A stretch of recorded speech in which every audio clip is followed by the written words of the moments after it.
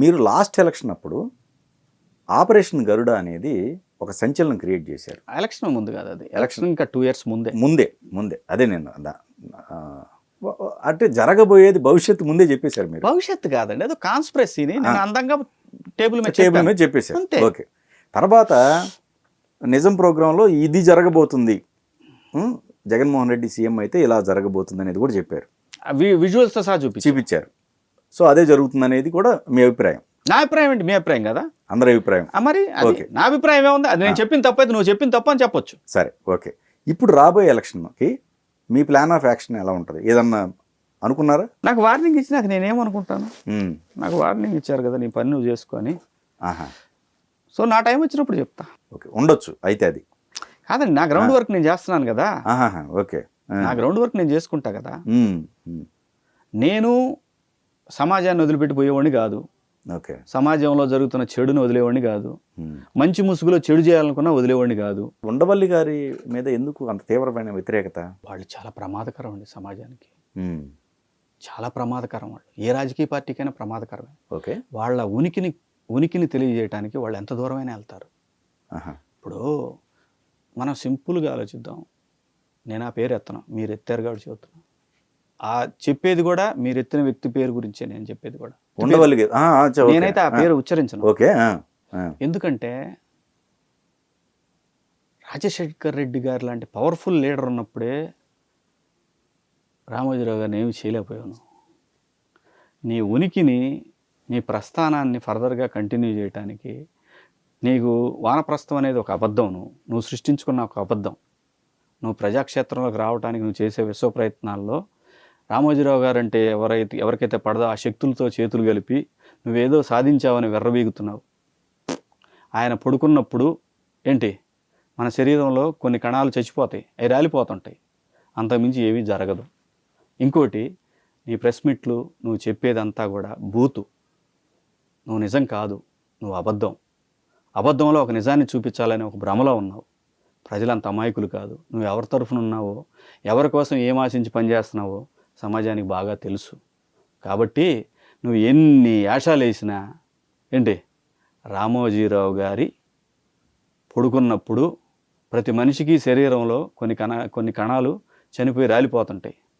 ఆ రాలిపోయేవి కూడా ఉండవు, నువ్వు ఏమీ చెయ్యలేవు. రామోజీరావు గారు తప్పు చేసి ఉంటే ఓకే, మీరు అనుకున్నట్టు అప్పుడు చెప్తుంటారు కదా కొంతమంది, గొడుగులు పట్టుకొని ఎవరిని రానియకుండా తీసుకెళ్ళారు ఏంటి కోర్టుల దగ్గరికి అయ్యి అని చెప్తుంటారు.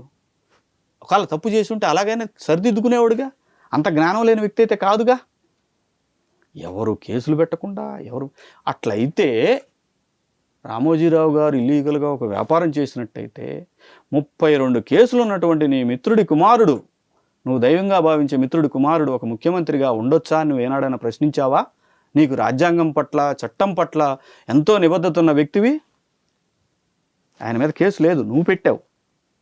కానీ 32 కేసులు ప్రభుత్వాలు పెట్టిని జగన్మోహన్ రెడ్డి గారి మీద. మరి ఆయన అర్హుడా చెప్పు? ఆ విధంగా అంటే నువ్వెవడో డిసైడ్ చేయడానికి? తప్పు చేస్తే కోర్టులు డిసైడ్ చేస్తాయి. నువ్వు కేసులు వేసుకొని తిరగటం వరకే నీ పని, నువ్వు అంతే, నువ్వు పబ్లిసిటీ కోసం తిరగటం తప్పితే ఆయన చేయగలిగింది ఏమీ లేదు, ఈయనకు పోయేది ఏమీ లేదు.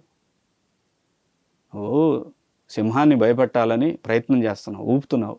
కోతులు పైనుంచి మీరు ఈ ఛానల్లో చూస్తుంటారు కదా, కింద సింహం ఉంటుంది, చూస్తుంటుంది దీన్ని వేటాడటానికి. అది అక్కడ దాకా వచ్చి పైకి వెళ్ళటం, చూసావా నేను సింహాన్ని ఏడిపిస్తున్నానని ఫీల్ అవుతుంటుంది. అది పుసిక్కిన చేయి చెట్టు జారితే ఏమైంది, నోట్లో ఉంటుంది ఇక్కడ. కాబట్టి రామోజీరావు గారు వాల్యూస్తో బతికాడు, వాల్యూస్తో నడుపుతున్నాడు సంస్థల్ని. ఎస్, బిజినెస్ మ్యాన్ అన్డౌటెడ్లీ, ఎవరు కాదు. ఏమీ లేకుండా జగన్మోహన్ రెడ్డి గారు ఇంత ట్యాక్సులు కడుతున్నాడా? 500 కోట్ల రూపాయల అత్యంత కాస్ట్లీ ముఖ్యమంత్రి ఈరోజు దేశంలో. చంద్రబాబు నాయుడు గారు ప్రతి సంవత్సరం వాళ్ళ ఆస్తులు అనౌన్స్ చేస్తుంటారు. వీళ్ళందరూ సంపాదించలేదా? రామోజీరావు గారు అలాగే సంపాదించుకున్నాడు, బిజినెస్ మ్యాన్, రకరకాల వ్యాపారాలు పెట్టాడు. ఇప్పుడు ఇవన్నీ ఎవరు చెప్తున్నారు? ఏది రామోజీరావు గారి మీద నెగిటివ్గా? ఆయన సంస్థల్లో పనిచేసిన వాళ్ళు, ఆయన తీసేసిన వాళ్ళు, ఆయన చీపక్కబోండి అన్నోళ్ళు, పద్ధతులు నచ్చక నెట్టేసిన వాళ్ళు ఏంటి, వాళ్ళ కుటుంబాల్లో రామోజీరావు గారు అంటే నచ్చిన వాళ్ళని తీసుకొచ్చి వాళ్ళ కుటుంబాల్లో వాళ్ళకి వాళ్ళని కూర్చోబెట్టి టీవీలో ఊదరగొట్టడం తప్పితే రామోజీరావు గారు లెజెండ్ అంతే. పక్కన చాలామంది మోగుతుంటాయి, ఇవన్నీ పట్టించుకోకూడదు. సో జనం కూడా అలాగే తీసుకుంటున్నారని చెప్పాలనేది నా ఉద్దేశం ఆయనకి, అంతే.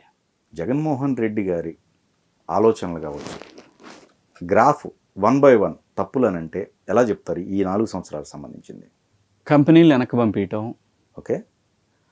రెండోది పోలవరం పూర్తి చేయకపోవటం, మూడోది అన్న క్యాంటీన్లు రద్దు చేయటం, నాలుగోది ఇసుక మాఫియాని పెంచి పోషించటం, ఐదోది అమరావతిని పక్కన పెట్టడం, ఆరోది మద్యపాన నిషేధం చేయకుండా మద్యం ఆయన కనుసనల్లోనే ఆయన కంపెనీలే నడపటం. ఏంటి, ఆంధ్రప్రదేశ్లో మద్యం అనేది క్యాష్లో అమ్మటం. ఇది మరి పాపం గౌరవనీయులు వారు ఇందాక మీరు చెప్పారు, వారు కోర్టులో కేసులు వేస్తుంటారు కదా, వారికి తెలియదేమో మందు క్యాష్కి అమ్ముతున్నారు ఆంధ్రప్రదేశ్లో. మరి ఇది గౌరవ కేంద్ర ప్రభుత్వానికి కూడా ఎందుకు కనపట్లేదు? డిజిటల్ ఇండియా అనే గుర్తుంటాడు ఆయన, పెద్ద ఆయనకి కనపట్లేదు. అదొకటి. ఓకే. అసలు నేను అనేది ఎప్పుడు ఎమ్మెల్యేలను వదిలేయకూడదండి. ఏ ముఖ్యమంత్రి ఎమ్మెల్యేలను వదిలేయకూడదు, మంత్రుల్ని వదిలేయకూడదు. వదిలేశారంటే అయిపోతుంది. ఆ ప్రభుత్వం నెక్స్ట్ ఉండదు. ఏ ప్రభుత్వానికైనా ఇది గుణపాఠం. ఇంటింటికి స్టిక్కర్ల పైన మీ అభిప్రాయం ఏంటి? ఇవన్నీ చివరి రోజుల్లో చేసే, క్యాన్సర్ వచ్చిన తర్వాత చివరి రోజుల్లో చేసేటటువంటి ఆయుర్వేద వైద్యం లాంటిది ఇదంతా. అర్థమైందా? క్యాన్సర్ 3rd స్టేజ్లో ఉన్నప్పుడు ఆయుర్వేద సెంటర్ల చుట్టూ తిరుగుతాం, ఇవన్నీ అయిపోయి కీమోలు అన్నీ అయినాక గడప గడప కూడా అదే అంటారా మీరు? 100%. గడప గడప సంగతి, స్టిక్కర్ల సంగతి నీకు చెప్తుంది. Okay okay. ఎందుకంటే మీరు మీ నియోజకవర్గాల్లో ఒక్కొక్క ఎమ్మెల్యే మీరు ఎంత సంపాదించారు ప్రజలకు తెలియదా? అంతకుముందు ఆ పార్టీ ఉన్నప్పుడు సంపాదిస్తేనే తీసుకొచ్చి కూర్చోబెట్టారు, మీరు పరవాణాలు పెట్టారు ఏంటి ప్రజలకి? అంటే రాబోయే రోజుల్లో అండి, రాబోయే ఎలక్షన్లో ఈ పొత్తుల మీద చర్చలు విపరీతంగా జరుగుతూ ఉన్నాయి. ఆంధ్రప్రదేశ్లో పొత్తులు ఉన్నా లేకపోయినా టీడీపీ విజయం సాధించే అవకాశం ఉందా? నల్లేరు మీద నడక. పొత్తు ఉన్నా లేకపోయినా నల్లేరు మీద నడక పక్క. ఓకే. నల్లేరు మీద నడక. జగన్ గారే వీళ్ళకి స్ట్రెంగ్త్. ఓకే, అంతే, ఇంకా వేరే ఏం లేదు. జగన్మోహన్ రెడ్డి గారి అడుగులే వీళ్ళకి మళ్ళీ ఊపిరినిచ్చి ప్రాణం పోసి ఒక పెద్ద మర్రి చెట్టును చేసేసి పెట్టినాయి ప్రజల దృష్టిలో. చంద్రబాబు నాయుడు గారి అవసరం రాష్ట్రానికి ఉంది అనే విషయాన్ని ప్రజల్లోకి బలంగా తీసుకెళ్ళాడు జగన్మోహన్ రెడ్డి గారు. ఇది మీరు మొన్న ఎమ్మెల్సీ అది దృష్టిలో ఉంచుకొని చెప్తున్నా కాదండి. నేను 1 year 2 months బ్యాక్ నేను TV5 ఇంటర్వ్యూ ఇచ్చినప్పుడు చెప్పాను. మేము అప్పటి నుంచే తిరుగుతూ ఉన్నాం గ్రౌండ్లో. అప్పుడే చెప్పాను నేను, జగన్మోహన్ రెడ్డి గారు మీ పని అయిపోతూ ఉంది చూసుకోండి. ఆయన మనకు ముఖ్యమంత్రి, మనము జరుగుతున్నది చెప్పాలి, చెప్పకపోయినా తప్పే. మనం చంద్రబాబు నాయుడుకి సపోర్ట్ చేస్తున్నామా, పవన్ కళ్యాణ్కి సపోర్ట్ చేస్తున్నామా, ఈ వేరే విషయాలు. జరుగుతున్న తప్పుని చెప్పినప్పుడు మీరు మీ చుట్టూ ఉన్న వాళ్ళని నమ్ముకొని గ్రౌండ్లోకి ఇప్పుడు ఆయన పాదయాత్ర చేసి ప్రజల్లో తిరిగి విపరీతంగా ప్రజలను ఓన్ చేసుకొని ముఖ్యమంత్రి అయ్యావు. ఆ తర్వాత పరదాలు కట్టుకొని వెళ్ళటం ఏంటి? ఎప్పుడో ఒకసారి రావటం ఏంటి? ప్రెస్ మీట్లు పెట్టడం ఏంటి? ప్రెస్తో ఎందుకు అవ్వరు మీరు? వాటినే ఉంటారు,